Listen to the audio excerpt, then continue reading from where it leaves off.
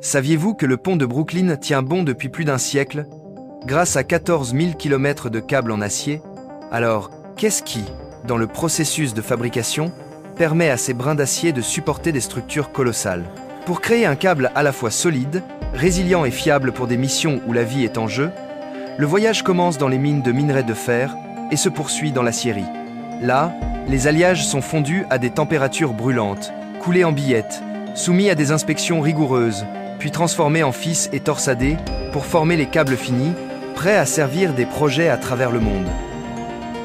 Cette vidéo vous emmène à travers tout ce processus, des détails techniques aux machines massives, en passant par des opérations complexes, pour expliquer pourquoi quelque chose qui ressemble à du simple acier torsadé peut durer des décennies dans les conditions les plus rudes.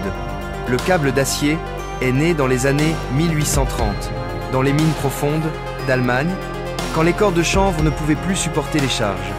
En remplaçant l'ancien matériau, les treuils miniers pouvaient descendre à des centaines de mètres sous terre plus sûrement, ouvrant la voie à l'exploitation minière industrielle à grande échelle. Près de 2 siècles plus tard, ce matériau s'est répandu dans tous les domaines. Chaque année, le monde consomme plus de 10 millions de tonnes de câbles en acier, utilisés dans les infrastructures, l'industrie lourde, le pétrole, le gaz, le transport maritime et même les énergies renouvelables. Des millions d'ascenseurs à travers le globe en dépendent, permettant au gratte-ciel de s'élever et façonnant l'horizon des villes modernes. Ce qui est vraiment étonnant, c'est le rapport entre le petit diamètre du câble et sa capacité à supporter des charges énormes. Des faisceaux de fils d'acier étroitement torsadés offrent non seulement de la flexibilité, mais répartissent aussi la force uniformément sur leurs sections. Résultat, un câble de seulement quelques centimètres d'épaisseur peut supporter des centaines de tonnes, une merveille mécanique du monde moderne. Le voyage du câble d'acier commence dans d'immenses mines de minerais, profondément sous terre. D'abord, des systèmes de forage puissants perçant la roche solide pour créer des trous pour les explosifs. Des détonations contrôlées fracturent la roche, libérant des blocs de minerais de fer brun rougeâtre.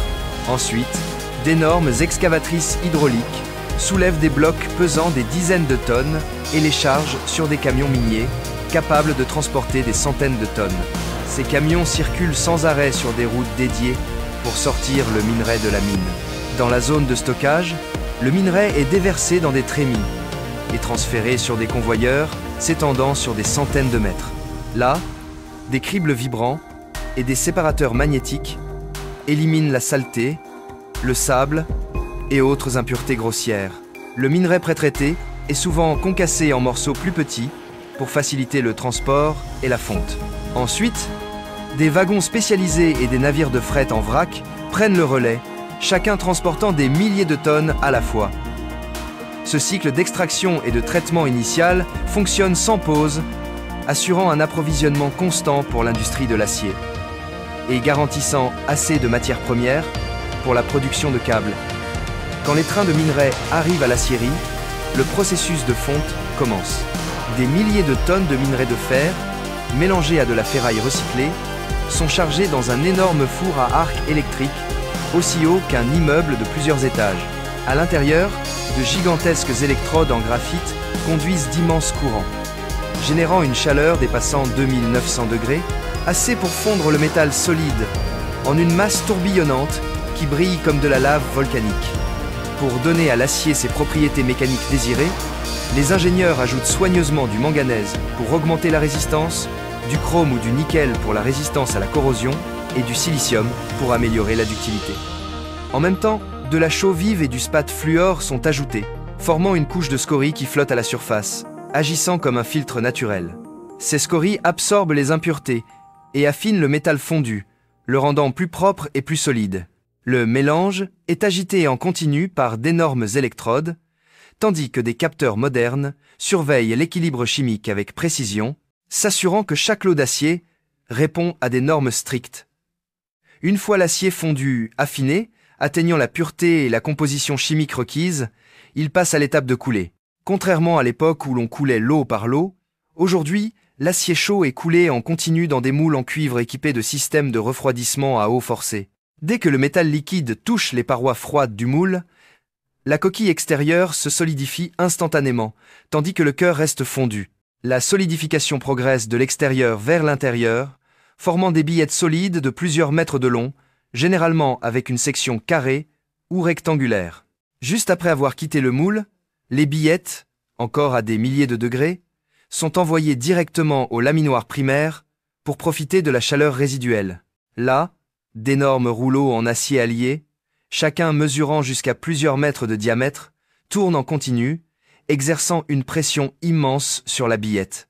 À chaque passage entre les rouleaux, la billette est aplatie et allongée, son épaisseur réduite tandis que sa longueur augmente.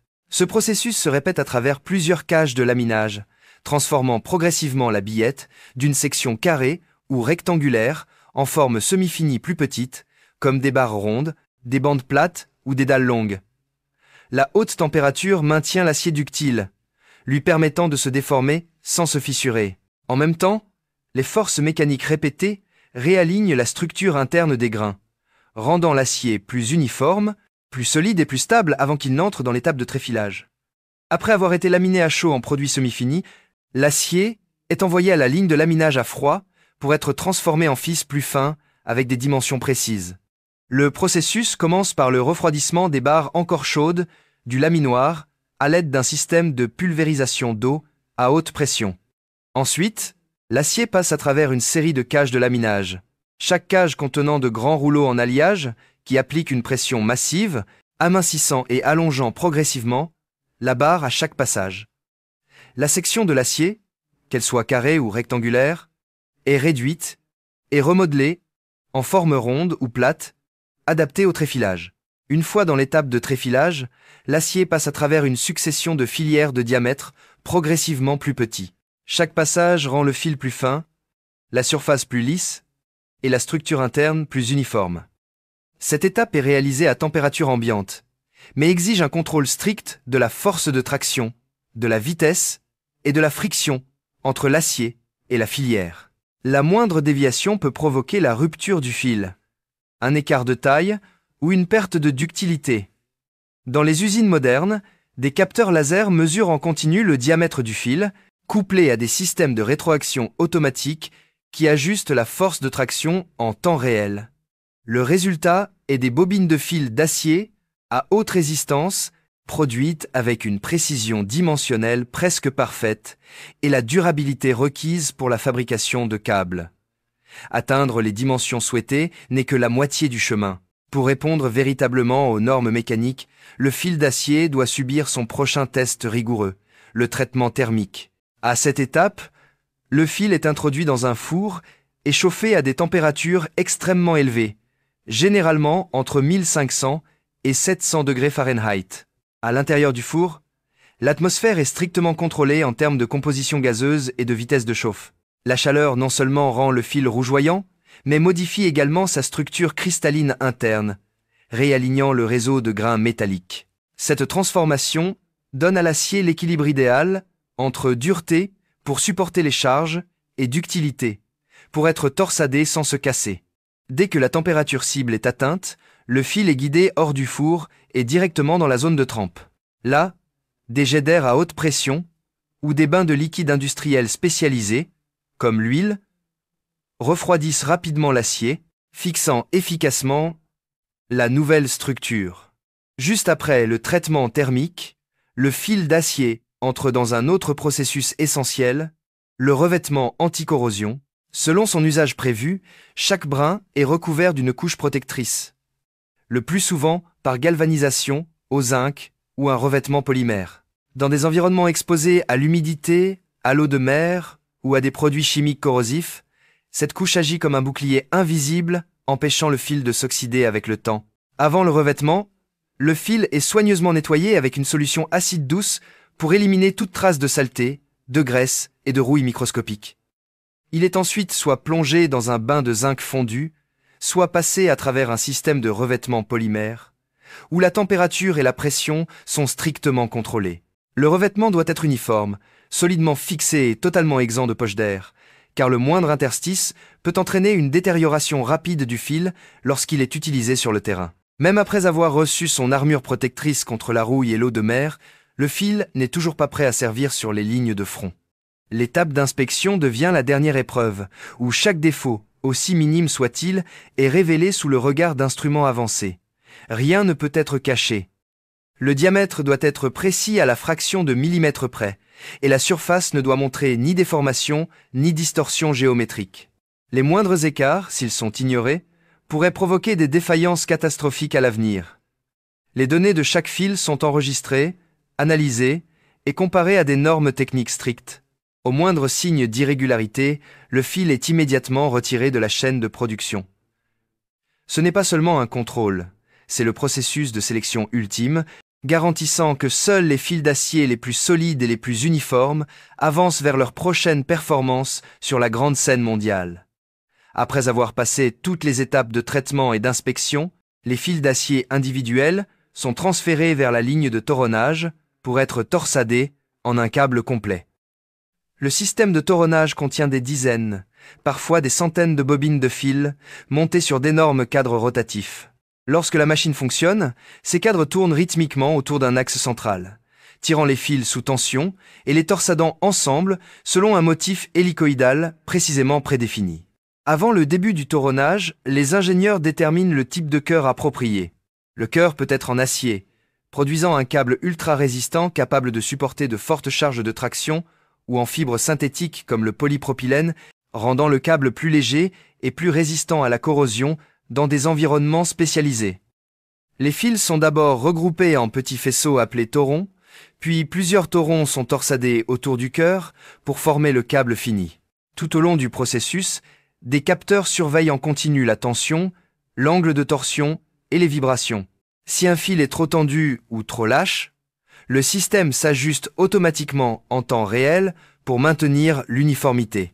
La vitesse de toronnage est également strictement contrôlée. Trop rapide, elle peut déformer les fils. Trop lente, elle réduit l'efficacité. Une fois la première couche terminée, la machine continue à enrouler des couches successives, alignées de manière compacte selon le design établi. Chaque couche a une fonction différente. La couche extérieure résiste à l'abrasion. La couche intermédiaire supporte la charge principale. Et la couche intérieure stabilise la structure.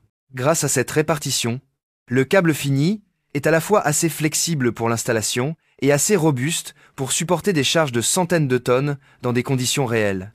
Un câble fini ne peut pas encore être déployé sur le terrain sans sa couche finale, un revêtement d'huile ou de lubrifiant spécialisé. Cette couche protectrice est appliquée soit par immersion, soit par pulvérisation à haute pression, selon la structure du câble et ses conditions d'utilisation prévues. La vitesse de traction est synchronisée avec le système de pulvérisation à haute pression, garantissant que chaque section du câble reçoit un revêtement uniforme de lubrifiant. Des capteurs de débit et de température régulent précisément la quantité d'huile utilisée, maintenant une viscosité constante tout au long du processus. Les lubrifiants sont généralement des huiles à base minérale ou synthétique, avec une viscosité strictement contrôlée pour pénétrer profondément dans les interstices entre les fils torsadés. Pour les câbles destinés à fonctionner en milieu marin ou sous des charges dynamiques continues, le mélange d'huile est enrichi d'additifs, offrant une résistance à l'oxydation et une protection contre la corrosion électrochimique. Cette étape est cruciale pour préserver les performances mécaniques du câble après le processus de toronnage. Même après la lubrification protectrice, le câble n'est pas encore prêt pour une utilisation réelle tant qu'il n'a pas prouvé sa résistance dans les conditions les plus rudes. Pour garantir une fiabilité maximale, l'inspection finale est réalisée à l'aide de machines de traction hydraulique à grande échelle, de bancs d'essai de flexion cyclique et de capteurs de micro-contraintes.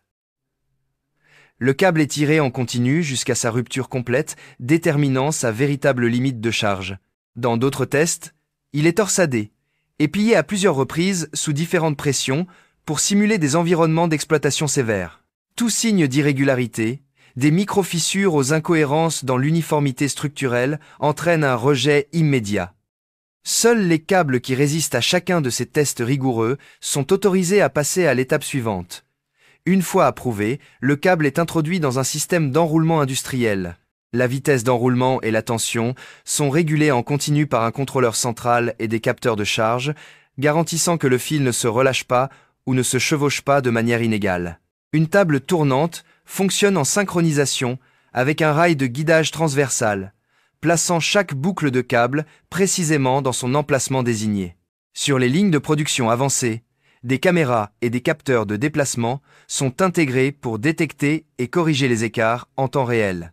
À la fin du processus, les extrémités du câble sont fixées avec des pinces hydrauliques et des codes de traçabilité ainsi que des données de l'eau sont imprimées directement sur le noyau de la bobine. Chaque bobine finie est ensuite montée sur des palettes en acier ou en bois d'ingénierie, étroitement enveloppée dans un film thermorétractable ou une toile huilée pour une protection contre l'humidité. Des grues automatisées transfèrent les palettes dans la zone de stockage, après quoi des chariots élévateurs les déplacent vers la zone logistique, où elles sont chargées sur des camions à plateau ou dans des conteneurs spécialisés avec des compartiments anti-roulis, prêtes à quitter l'usine.